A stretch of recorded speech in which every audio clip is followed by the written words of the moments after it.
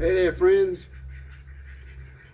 Wanted to talk about forgiveness this morning and just going through. You don't even have to get out of Genesis here for a couple of big ones.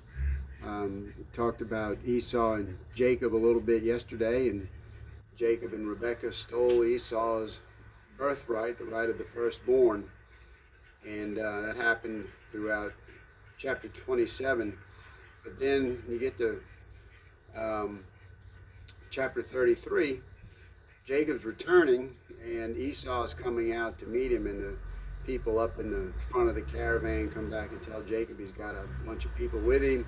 Jacob starts sending gifts, goats and rams and camels and so forth and so on, to appease his brother. But when they meet, Esau hugs him and welcomes him back. Esau has forgiven him for what's happened. We don't know why that forgiveness came, and just know that it happened. And then, of course, there's Joseph. His brothers threw him in a well, sold him into slavery.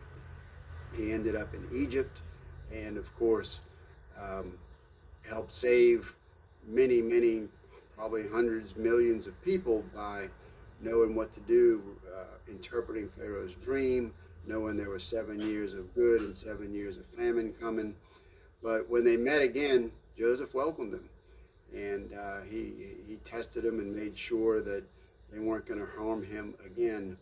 But I think in all of this, they looked and they saw two things. Number one, or maybe even three. Number one, we are told to forgive. It's in the Lord's Prayer. And immediately following the Lord's Prayer, it says, if you don't forgive, you will not be forgiven. But they looked and determined that they were not going to be harmed again. That's a key to it. We don't want to continue to let ourselves be harmed by someone. And the third part is that they saw the big picture, and that when we all come together, and in this, both of these cases, especially as a family, we thrive.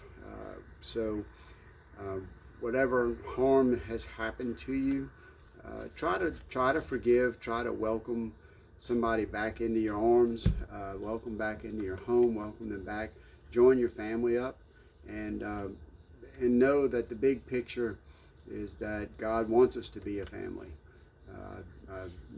Personally, I think, we look at it, and God's number one, and our relationship with our spouse number two, and the kids number three, and branch out your family from there. But God wants us to be a family.